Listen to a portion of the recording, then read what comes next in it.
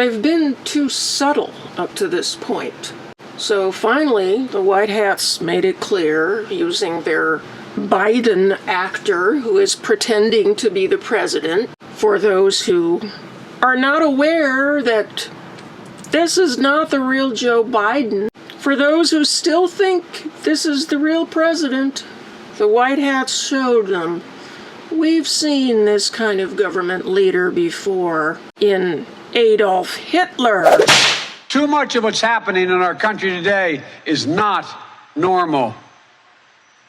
Donald Trump and the MAGA Republicans represent an extremism that threatens the very foundations of our republic. Now, I want to be very clear up front. Not every Republican, not even the majority of Republicans are MAGA Republicans.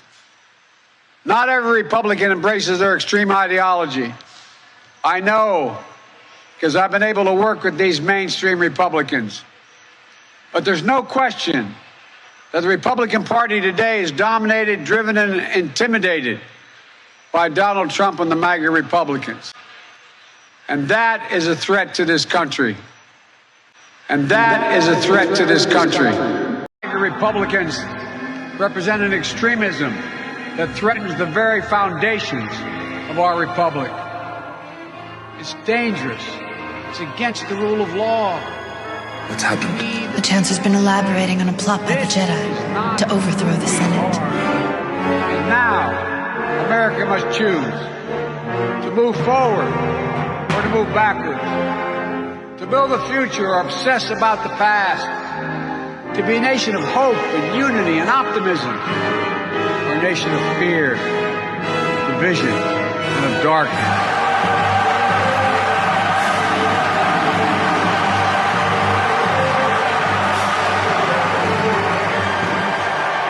This is how liberty dies.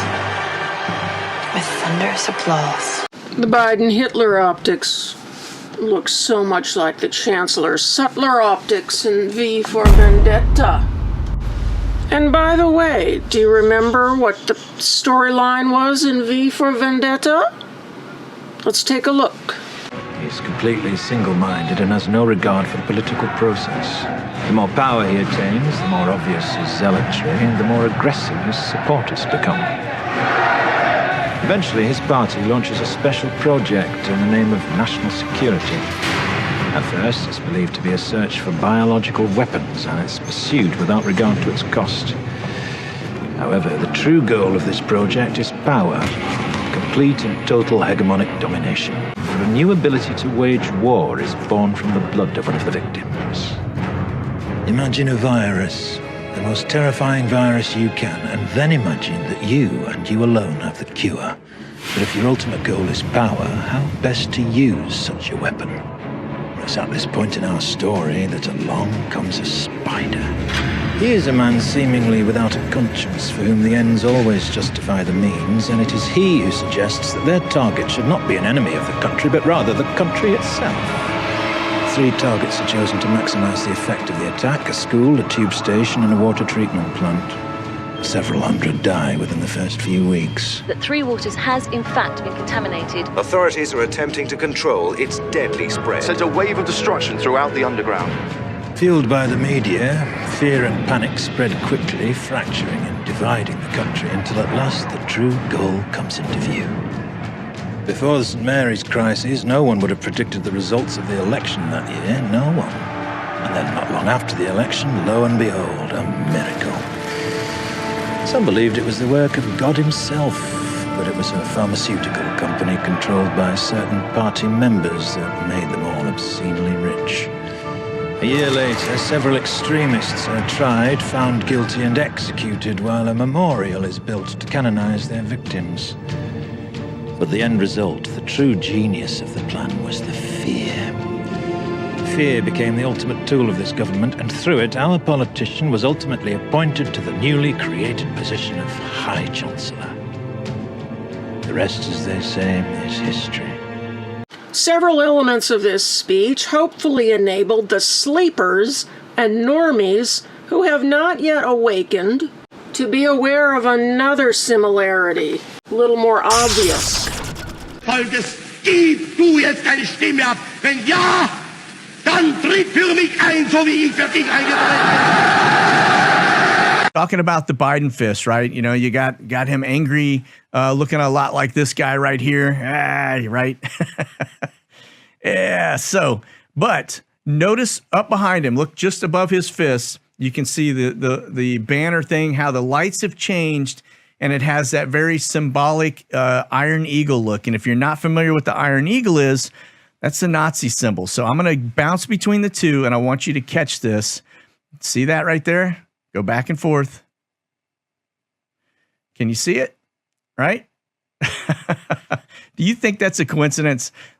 Right? And there he is. I mean, who is he looking? Looking just like, you got the, but look, just like this, right? Yep, Iron Eagle.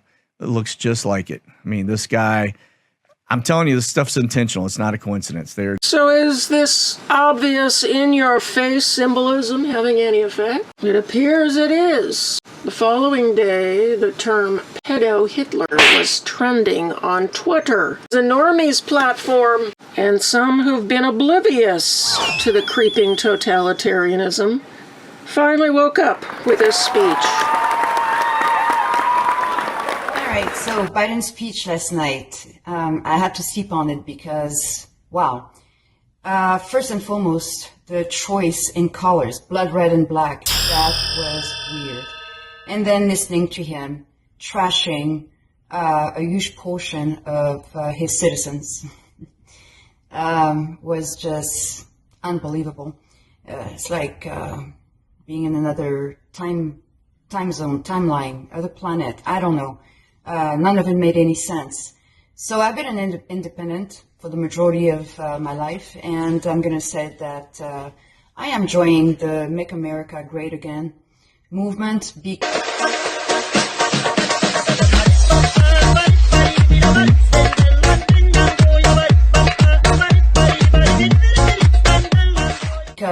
the Biden administration is starting to really scare the crap out of me.